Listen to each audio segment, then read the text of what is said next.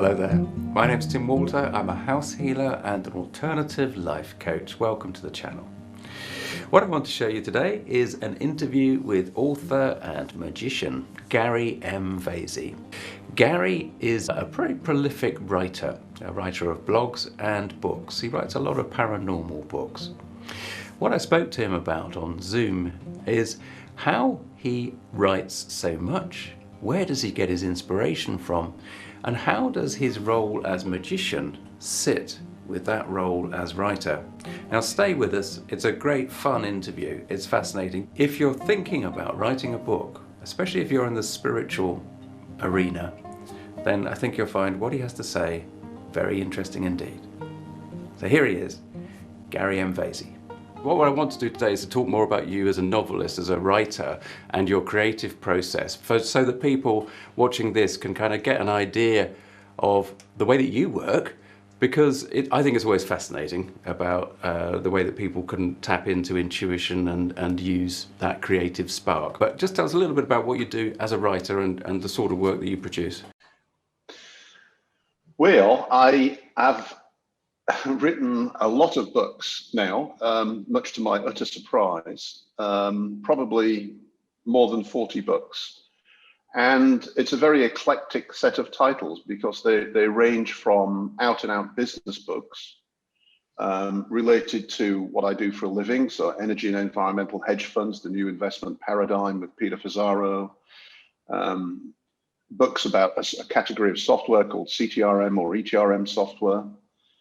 But the main focus of my activity has been paranormal, the nature of reality, magic, and I would say also poetry, a lot of poetry. Now, poetry doesn't sell, but funnily enough, in the last couple of months, I've sold a few books of poetry. So something's going on. I'm not quite sure what, but usually poetry doesn't sell. But nonetheless, I put it out because I think it's the kind of thing that even if it touches one person, it's more than done its job. So I started with my first book in 2004, so not that long ago, and it was really a sort of semi-autobiographical account of growing up scared of the dark, scared of what I was seeing and hearing, and how I discovered a school of magic called the Servants of the Light in the Channel Islands, and how I did the 50-week correspondence course. During the process, established a connection with a contact and in the contact, and how it sort of helped me deal with the fear of the paranormal, to the point where now I write books that scare the people to death, and it doesn't bother me at all. So something worked. Yeah. And that first book was called Inner Journeys, Explorations of the Soul, and it was published by Thoth Publications in the UK, still available. And you know, once you've done something once, you get a little bit of a bug, and I just carried on writing. I can't help it. I mean, I blog like crazy, not just on my own blog, garymvasey.net, but also my ghost site and a bunch of other. I have a book review site. In my real job as an analyst in commodities, we have a blog, and I write extensively there. And in reality, when people say, "What do you do for a living?" I can tell them I'm an analyst in the commodities software business. But in reality, if I think about what it is I do, I write white papers, presentations, articles, public. You know, that's what I really do, is I write. The problem I have is that I don't think I'm a particularly good writer. And the reason for this, I've discovered in even last night, I was talking to a friend of mine, a Czech guy who's an English language teacher, and he's trying to help me with the semantics and grammar of Czech. And we got talking, and I said, you know, I write in passive English. And for a long time, I'd struggle with being an active English writer. I'm always writing passive. And I realized just recently why that is. It's because I spent years and years and years writing scientific reports, which are always written in passive English. I think everybody has got a book inside them. Everybody believes they've got a book inside them. You've written 40 or so. That's a lot of books. My issue is that actually getting to doing the writing. Now, you obviously don't have a problem with simply writing. You've just described what you do is you write. And where does the inspiration come from, do you feel, as to be so productive? I know obviously you do a variety of types of writing. Yeah. Your books. Yeah, actually, it really depends on what it is I'm writing. So poetry is an interesting one because my poetry is very much, I put on some music, usually Stephen Wilson Blackfield, which is an English musician that's very, very good, very competent. And he writes this very melodic, soulful stuff. And as soon as I tune into that music, it's almost as if I step out of the equation and something comes through and this stream of consciousness stuff hits the paper. And so my poetry is very much stream of consciousness done whilst listening to spiritual, soulful, thoughtful, melodic music. And I've even dedicated one of the poetry books to his band because the whole thing was done listening to one of their albums. And it really is that his music, that it doesn't work with other people's music. So somehow this music puts me in a different state of mind. And as I say, myself sort of gets out the way and something streams through. And so what comes through quite often surprises me because it's often very deeply personal. It's often it's very archetypal. It's couched in pagan spiritual terminology, usually goddesses and gods and Mother Earth and all this kind of stuff. And I don't really know where it comes from, but it comes out, and I write a poem in maybe 30 seconds. It's just so fast. And I then, later on come back and maybe edit it, but I try not to edit too much because I'm editing in a conscious way, and it was an unconscious expression of something in me. And I feel like the conscious effort to tune it up sometimes actually worsens what was quite nice in the first place. So writing poetry definitely comes that way. Because I write and blog a lot, some of my sort of semi-autobiographical connecting with the land and magical stuff comes in a slightly different way. I set out consciously to write the book. I then go back and look at all my blog posts over the period that I'm interested in, and I pull them out the blog and pop them into a Word doc. And then I realize that usually there's a sort of stream running through the blog posts. And so then I start to join the blog posts together and add in more content, usually from my magical diary, which is a diary that I keep of my meditational experiences and anything else that happens. And I end up with a sort of it's codged together, but it comes out quite nicely. It's often almost, what's the word I'm looking for? It sort of proves the point sometimes, in the sense that I didn't think there was anything magical going on. I was frustrated that I wasn't achieving the objectives that I was setting out for. But then when I check in with all the blog posts, I realized that actually magic was going on all the time.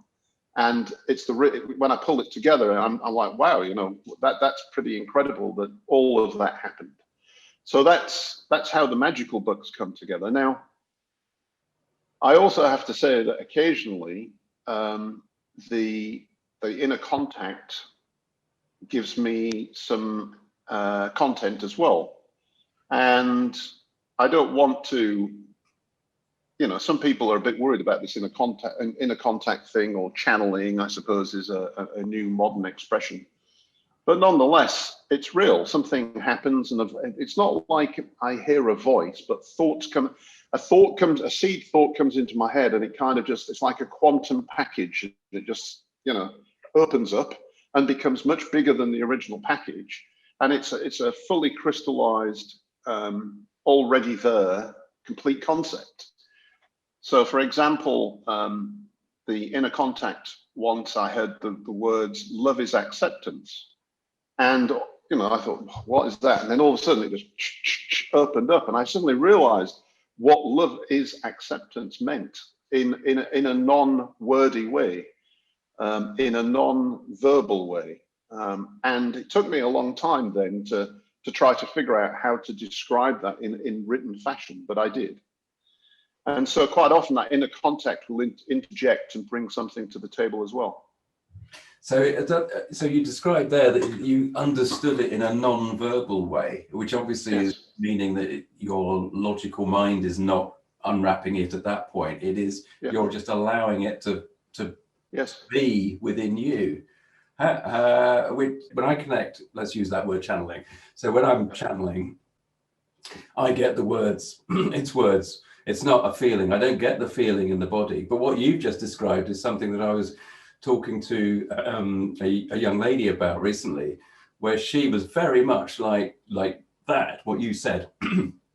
So she got the aha moment, and it was, there it is in the body, feeling it, understanding it, light bulb moment. But trying to put it into words for her was like, oh, okay, this is going to take a while, you know. Yeah, same thing. Yeah, I mean, love is acceptance. There's so much meaning hidden in that came across, and it was so difficult. In fact, I still don't think I've done it justice, but you do the best you can with the words, right? So. And do you feel that the connection, the character inside, has a distinct personality for you? Yeah. I mean, I don't know if we recounted last time how I met the inner contact, and I have a name, Astaroth, but sometimes people get upset with the name because it resembles Astaroth, which, if you Google, is a demon. So people, oh, but it's Astaroth, and certainly no demon, or although it may be my demon, slightly different word. We'll come back to that in a minute. Right, yeah. I was doing the SOL course, and for some reason, in a meditation where I was visualizing being in a place with a sword, I suddenly decided, strangely enough, oh, I'll just hit the wall with the sword. And as I did so, a tunnel emerged. So I started walking down this tunnel, and I got so far down this dark tunnel, and I thought, okay, well, it worked once, I'll try it again. So I hit the side of the tunnel with the sword, and sure enough, I emerged, light broke through, and I emerged on the side of a mountain, almost like a really jagged mountains, like I would imagine Tibet or somewhere. And I looked around, and it was a beautiful day, and I turned around, and there was this huddled, dirty-looking, bandaged figure, like a mummy, sitting on the side of the mountain. And I was a bit shocked. And this is all going on in like a visualized meditation, right? And so I you know, who are you? And I didn't quite hear the name properly the first few times. And then subsequently, I kept bumping into this character in other meditations and visualizations. And over time, I recognized the bandages were removed. And I realized that it wasn't a man, it was a female, and she called herself Astaroth. And there began a relationship, which apparently is what many magical schools courses are designed to do, is to help you find your own inner contact, which you could say is your higher self, guardian angel, or in Anthony Peake's terminology, if you know Anthony Peake, would be your daemon. And Anthony Peake is a guy that's written several books, and he's really an interesting guy. He really uses all kinds of science, parapsychology and psychology, and lots of other evidence to come up with theories about life after death and reality. And I've interacted with him on numerous occasions, and he's developed this idea that essentially it's a bit like the movie where he keeps living the same day over and over and over again, and that we have a life and we die, but as we die, time stops. And so we never actually die, and then we relive our life over and over and over again. And he says that there are two parts to the person. One is the daemon, and the other one is I can never pronounce it, Adelian. So one is like it's like playing in a computer game. You're playing a character, you get to the first level and the boss kills you, and you start again. But the person playing the game is eternal, always there, and knows and learns what's coming, whereas the sprite that's actually in the game doesn't.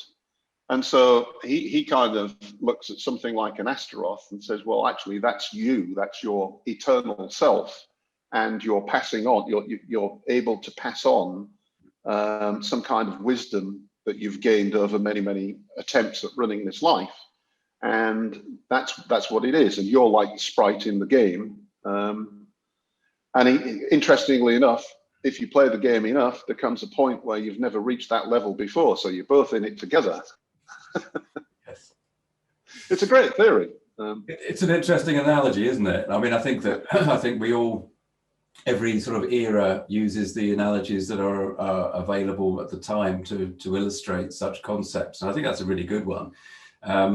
And would you say, sort of maybe going back on a slightly more spiritual level, that really what you're talking about there actually is the relationship to the higher self? Yes, I think so. And I think, you give it has a name because it's easy to, we think in terms of names, and where the name came from, who knows? I mean, Astaroth. And I self-published my books under the label Astaroth's Books. Right. Okay.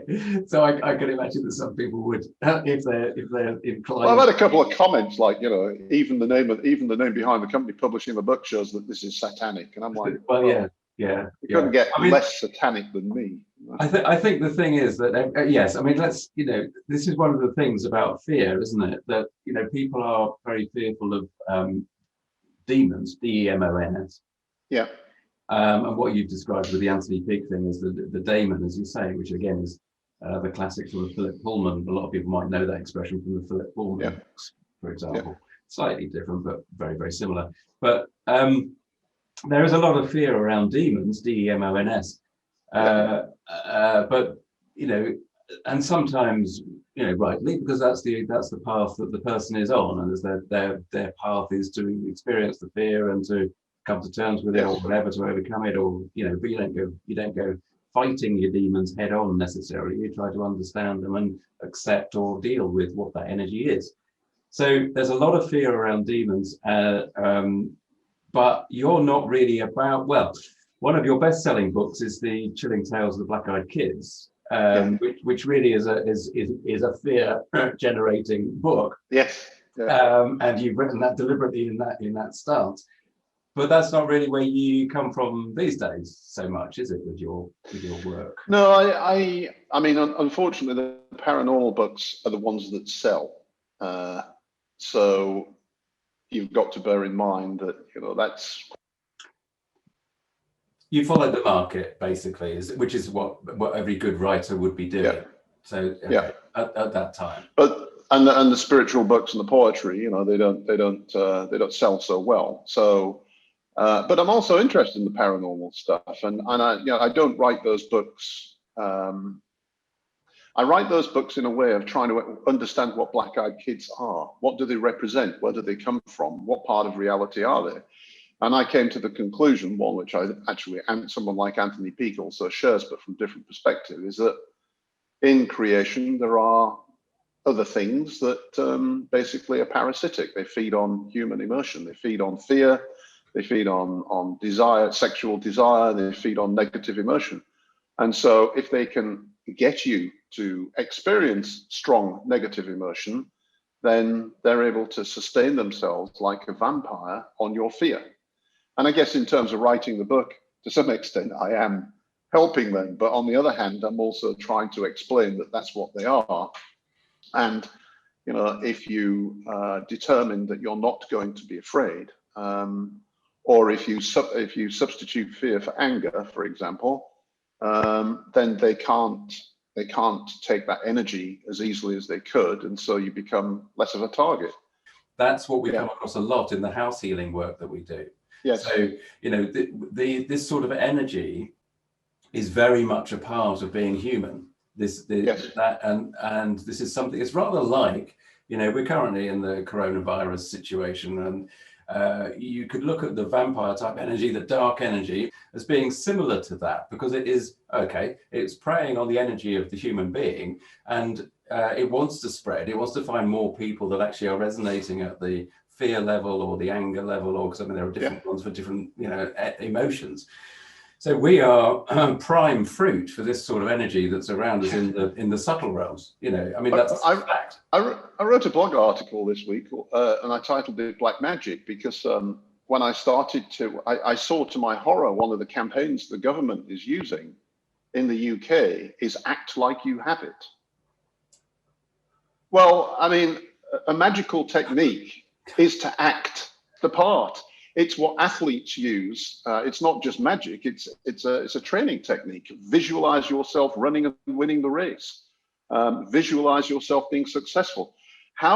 Visualize yourself having coronavirus. I think that's terrible, terrible advice. And and when you add in, mask wearing, which, yeah, okay, fine, I can understand why people would want to wear masks. But there's also an aspect of mask wearing that's highly symbolic. And that alludes to loss of voice, loss of humanity, loss of freedom. And so when you start looking at the whole coronavirus thing, and yes, I understand it's a very real virus, and it's got very real consequences, very sadly, for a lot of people.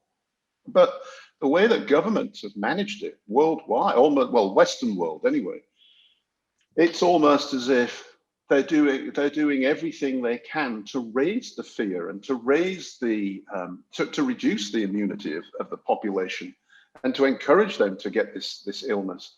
Whereas, and I've said a couple of times in other blog articles, and maybe I won't be popular for saying some of this, but nonetheless, I think it's worthwhile saying, I have yet to see a government come out and say, well, you know what, there are certain things you can do to help your own immune system. You can take vitamin D, vitamin C, get fresh air, relax, don't be stressed, because cortisol, the stress hormone, damages your immune system.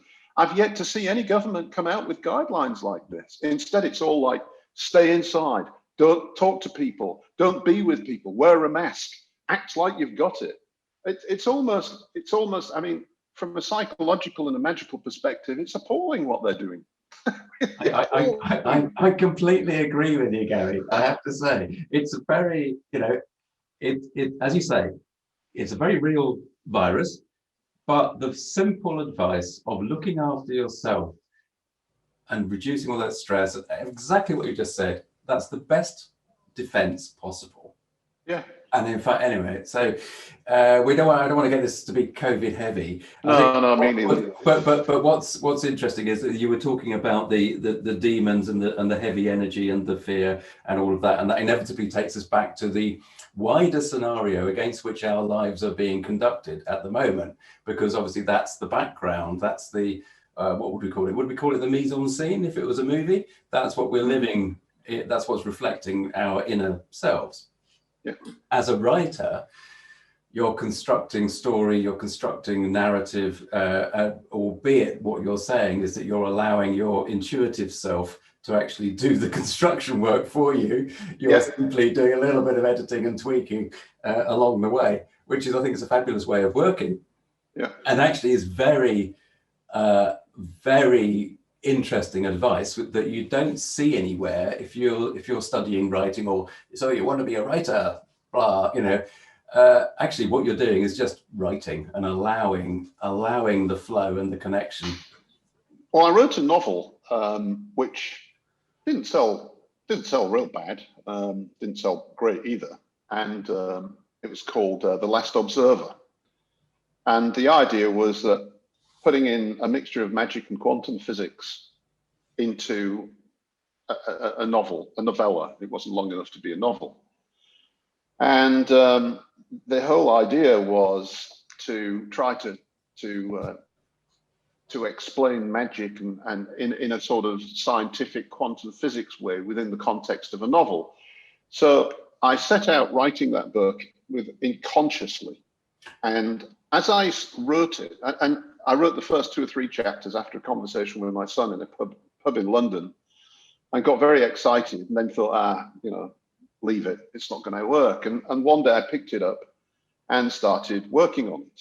And I went from being conscious into this unconscious. The book wrote itself with some very surprising twists. And a lot of people really enjoyed it. One or two people hated it. And if I read it now, the first three chapters, I mean, it was published, and the publishers did a terrible job of editing, because the first three chapters seem very stunted, very awful writing style. And then after the third chapter, it gets better and better and better. And so I really think that this, being in a conscious mindset sometimes isn't helpful when you're trying to create something. I think being in an unconscious, delivering from an unconscious perspective is where the creative process comes from. And that conscious effort to do something often backfires on you. And certainly when I was writing that novel, that's what seemed to have happened. It's a shame, really. Were you ever tempted to rewrite those first three chapters? No, because it's out and it's a proper publisher. It's not self-published. If it was self-published, I would, but because it's a very difficult thing to say to a publisher. Well, you know what? Let's just withdraw it. Start again. It's not gonna happen, is it? Now, the follow-up I wrote is Lord of the Elements, which is, by the way, if anybody's interested, don't buy that first, because it's a prequel, even though it's book 2, and it'll destroy the shocks of the first one. I think is written much better, but unfortunately, it's barely sold a copy. Probably because it was not marketed, and for novels, you really need to do the marketing. So may I ask roughly how many copies you think that your books actually sell on average, or your best-selling ones? Well, I actually track it as best I can, just out of interest, on a monthly spreadsheet, and ignoring the business books and ignoring the Last Observer, well, the proper published books, which I don't know. In one instance, the first book, I don't know how many copies, it won't tell me. On the Last Observer, I do know, but I don't include it. 20,000 books, and my bestsellers sell about 3,000 to 4,000 copies. Yeah, right. Okay. Which isn't huge. But trust me, the ordinary average book put out, if it sells 10 copies, it's doing pretty well. That's exactly what I was leading to. Because everybody has, certainly in the spiritual world, everybody has a story to tell. And there's absolutely nothing wrong with that idea that they have a story to tell. Everybody's got a book inside them. But what people don't realize is, the amount of work that's involved in a book, just the sheer time involved in putting down those numbers, putting down those words, whether you're channeling it or whether you're doing the slog and trying to do it consciously. They don't appreciate how much work goes into it. No. And B, I usually say to people that a non-fiction book will be lucky if it sells 500 copies. Yeah, that would be good. Yeah. And that's when their jaws usually drop and say, well, but why do people write books? Well, I mean, the thing is book writing is like anything else. It's the 0.0001% that sell all the books. Everybody else, we get crumbs. But quite honestly, if I'm selling something like Chilling Tales, has probably sold close to 5,000 copies. Well, that's reasonable sales by anybody's standard, and certainly puts it in at the time in a bestseller context on Amazon. It does, and it's in and out of the best-selling category, even now 3 years after. So it's still selling. Last month it sold over 130 copies, which in a month is pretty good going. It's extremely good going. I mean, it's. I think you should be extremely. I'll use the word proud. You should. I'm pleased. Yeah. I'm pleased because even though I write for fun, it's nice that somebody reads what you're writing.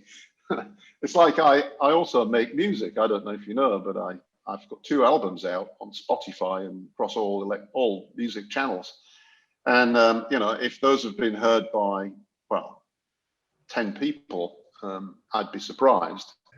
So what we were saying was that actually your books are selling very well, which is you should be proud of that. I mean, I think that's very good.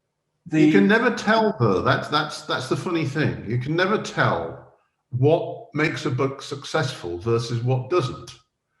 So let me give you an example. I mean, Chasing the Shaman, which I wouldn't expect to sell hundreds of copies because it's a very specific genre with a small readership. It hit the best-selling hit the bestseller list for that category immediately, and it stayed there a while, and it shifted just under 100 copies today, which isn't bad for that kind of a book. I then wrote the follow-up, book 2, which is Chasing Dragons in Moravia, and if it sold 5 copies, I'd be surprised. And I'm very disappointed because the follow-up is, in my opinion, much better than the first, and I would hope that people who'd read the first would want to read the second. But for some reason, perhaps the title, Chasing Dragons in Moravia, is too obscure, or the cover, or for some reason it just never sold. And I can think of other examples where I've had a huge hit with a book like Your Haunted Lives. And then I've come out with a book which was a set of fictional short stories, which I thought was really good. At the time, it was called The Pink Bus, because one of the short stories was The Pink Bus. And that book just, I may as well have not bothered. It garnered no interest whatsoever. And you think, okay, well, what the hell is going on? And you put out another book and it's successful. So one thing I've never really quite got to grasp with is what makes a book sell and what doesn't. And it's, because you're in an online Amazon-led world these days, it's got to be something to do with cover, description, keywords, title. Well, but then there's another aspect to that, which is, when you look at it from the magic point of view or the spiritual point of view, you've got a far bigger picture that you're dealing with. And, you can't really even put it into those contexts, but you also come back round to the very, very human point of view of, I always remember William Goldman, the Hollywood script doctor, always said that, nobody knows anything in terms of writing, production, all that stuff. Nobody knows what's going to be a hit. Nobody ever knows what's going to be a hit, whether it's a movie, a book, or whatever. And that's part of the fun of the business. It is. So that's why you have to really just write for yourself and go with your muse, which is what you do. Yeah, I love doing it. I must admit that I'm strongly encouraged to write another supernatural, paranormal ghost stories book, and I'm not particularly inclined to do it. And I have one halfway through on my laptop here, and it's been there for a year. And occasionally I go pick at it, but it's just not what I want to be doing right now. Even though probably it would sell quite well because I have a reputation in that genre that people are looking for another book. So I will try to finish it just by virtue of the fact that I'd like to get something out fresh for that readership. But it's not where I want to write. Where I want to write at the moment is much more spiritual, talking about connecting with the landscape, talking about the goddess and the importance of the goddess coming back into people's lives. I think that we've gone too far in one direction, and I think that the goddess is screaming, I'm here, I'm here. And she brings an awful lot to the table, and people need to acknowledge her, Yeah, very much. We'll just pull this to a close now. But as a writer, there is a certain sort of cathartic process that goes on as one. Well, there can be. Do you find that is the case? Again, raking over the energy of the demons or daemons, whichever way you want to spell it, and both issues are appropriate. Do you find that there's a sort of a cathartic process emotionally that goes on for you as a writer? Oh, yeah. Yeah, I mean, it's, to me, because I tend to try to write unconsciously, it's almost like meditation. And it has a similar effect. I mean, particularly blogging, I can get a lot of my frustration out by expressing it in a blog. And, the article on black magic, for example, was me, I must write this because it's entered my head, it's in my mind, and I want to get it out because I can't tolerate this thought being in my head echoing around all the time, and it's driving me crazy. And so putting it down on paper, it's like, okay, away, I'm done, next. And to me, that's part of the reason why you write, is you get stuff out of your system, you express it in a verbal way, share it with some other people, hopefully, that may or may not see something in it of value, and then it's gone, you know. And that's why sometimes it's nice to go back and look through blogs with a theme and try to knit them together into a story of personal development or synchronicity that has occurred through a period of time. And that's the kind of book I'm interested in writing at the moment. More of a, over the last 6 months, all these synchronicities happened. I threw out an article about COVID. I threw out an article about marketing. I threw out an article about this. And then when I step back and look at it in the context of what was going on in my spiritual life, whoa, bang, bang, bang. There was something. The daemon was driving the process, but the sprite in the game didn't see it at the time. That's the point. Yeah, it's wonderful. Okay, so what advice? Last question for you, Gary. It's been fantastic talking to you, but last question is: what advice would you give all of those people that want to write a book? Just write. Do it, because even if you don't publish it, it still is part of a process that is spiritual and healthy. And if you do publish it, don't expect to sell many. If you do, you're extremely fortunate. It takes a lot of marketing effort to sell a lot of books. But at the end of the day, it's not necessarily, I know it sounds trite, and to some extent it is, but it's not necessarily about selling the books. If you touch one person, that's an incredible thing to do, to touch one person with something. Yeah. So do it. Carry on. This is the era. I'm so fortunate to have lived in this era. This is the era where anything is possible for anybody. By virtue of the internet, self-publishing, Spotify, and being able to record in a home studio some music and put it out as a record. And this applies to almost any creative thing that you want to do. For photographs, you can sell photographs online, you can sell your artwork online. We live in an era where self-expression and creativity has an outlet, even if it's just a minor, small outlet.